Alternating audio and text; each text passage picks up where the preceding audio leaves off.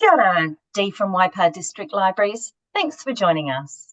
It's Author Month, and today we're talking to speculative fiction writer Dr Octavia Cade, who is joining us from Christchurch. Kia ora, Octavia. Hara mai. Thanks for your time today.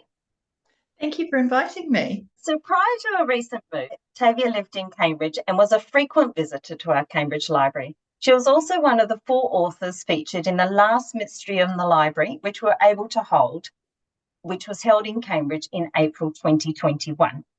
A lot has happened since then, but before we delve into that, I'd like to start by asking you, what got you into writing and what is speculative fiction?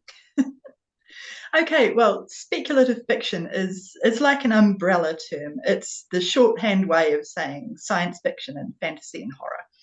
So basically, if it's got, spaceships or elves or vampires or whatever, it's part of the speculative fiction, broad approach to genre.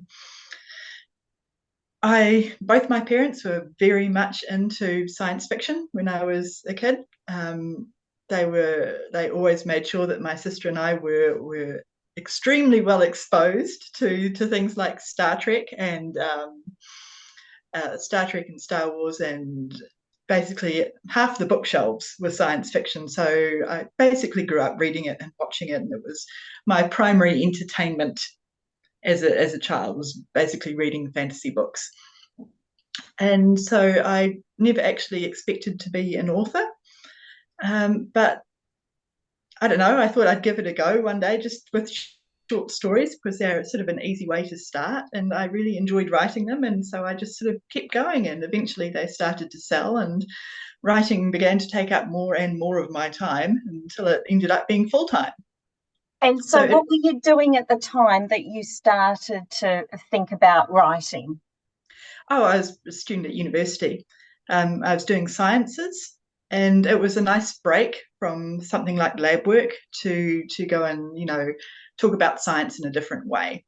I ended up doing my PhD in science communication, and so it's a lot of my academic work sort of looks at how science is presented in speculative fiction.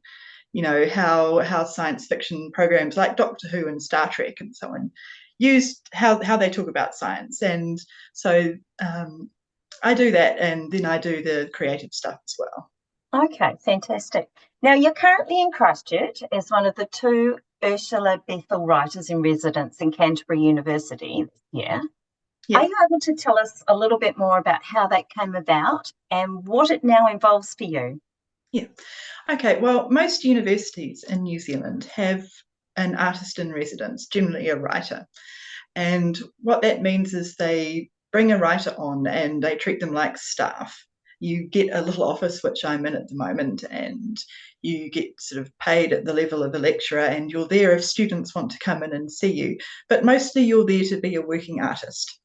You don't have teaching responsibilities or anything like that. You're there for a short period of time, 6 months or a year generally. And you apply with a project. I've applied to be an Ursula Bethell writer for several years now. I just thought I'd just keep going and going until they got fed up with my applications and decided to give it to me. So yeah, I think most of the universities in New Zealand do it, and it's a really good thing. I think it allows them to sort of integrate practicing artists into, a university environment. It's good for them, it's good for us. And do you work on that particular project while you're there? And is there an expectation that you get it finished in that time? Well, I'm hoping to get it finished in that time. So yes, we apply with a proposal for a particular project. In my case, I was proposing a series of book-length collection of creative non-fiction essays on New Zealand ecology, because my science background was in sort of biology and botany and all that. And so I had a couple of these little essays written up already, sort of as this is what I would be doing sample. And I sent them along with my proposal, and they thought that sounded quite nice. So that's what I'm doing for the 6 months down here, basically. Okay, so it will only be the 6 months? Yes.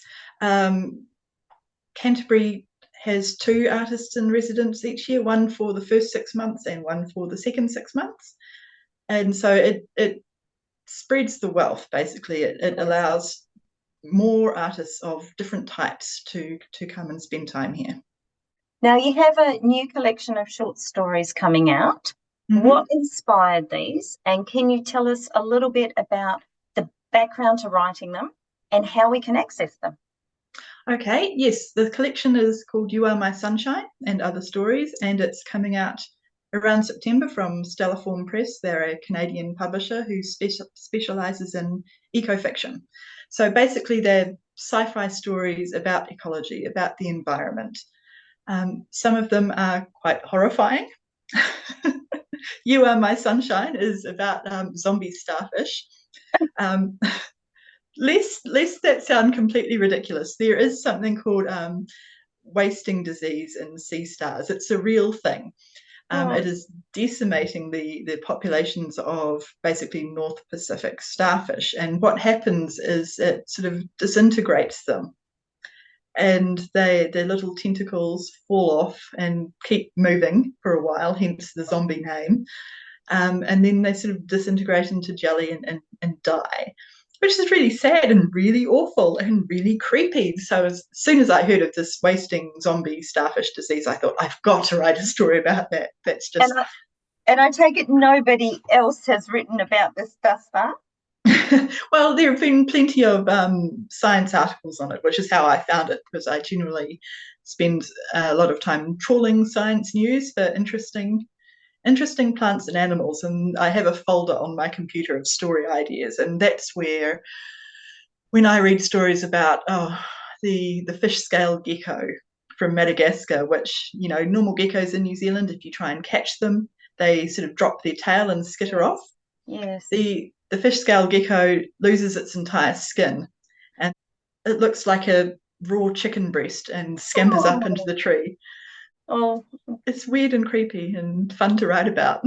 So some of the stories in that collection are sort of ecological horror, but it's like a little journey. You know, the creepy ones are at the beginning, and then, you know, they get more positive as they go on until it's sort of hopeful, more solar punk type stories at the end. Okay, and who is your target audience? I'd like to think it could be read by anyone, but you know, I don't know. I think if you're probably interested in stories about giant apocalyptic bears taking over the landscape, or, you know, eels living underground in the Wellington stormwater systems, came from a news headline.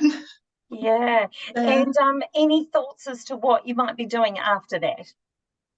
I would very much like to write a popular science book on urban ecology. I think that's my sort of medium-term plan.